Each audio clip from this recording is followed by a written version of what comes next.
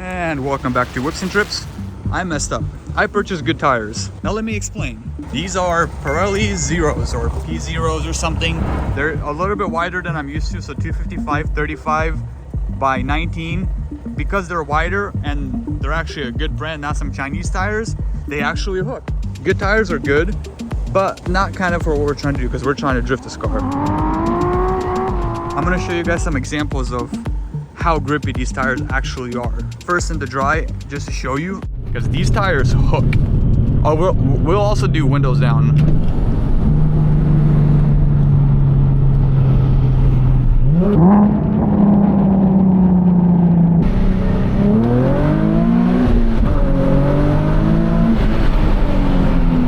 I mean, how cool is that?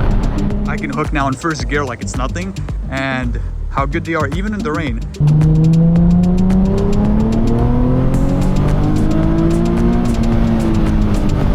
It just hooks. It literally blows me away. Pause. But this car should not be able to hook the way it's hooking right now when it's in this condition.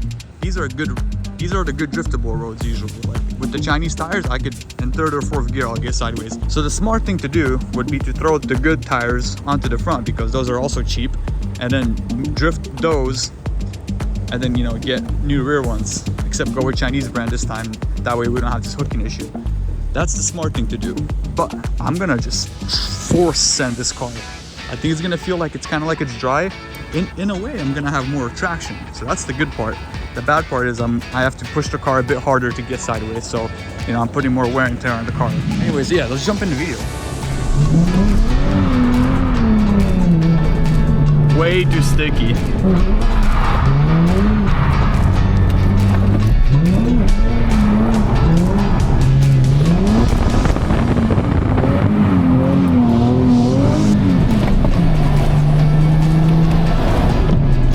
I mean, it's tough. So I know that was garbage, sloppy. So the problem is, you floor it, you have to give a lot of RPM to continue getting sideways. But the problem is once the wheels are spinning, you have to let off or else you're gonna spin out. The minute you let off, the tires are so good that it literally hooks. And that's the problem we're having.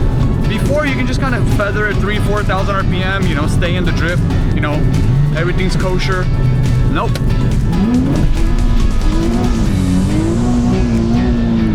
Oh, it's so sticky. Like, I'm like almost redlining it and the car is barely getting sideways.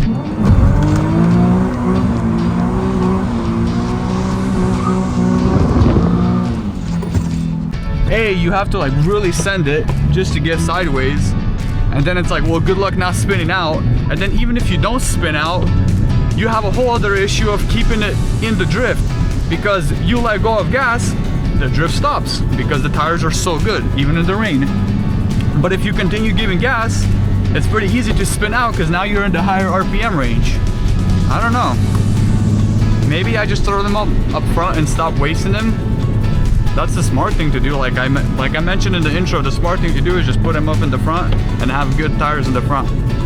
I'm gonna take my stupidity level down a little bit, and I'm gonna go ahead and just, you know, I'll be honest, I'm gonna throw the ones up front down to the rear, and then probably just, you know, drift those.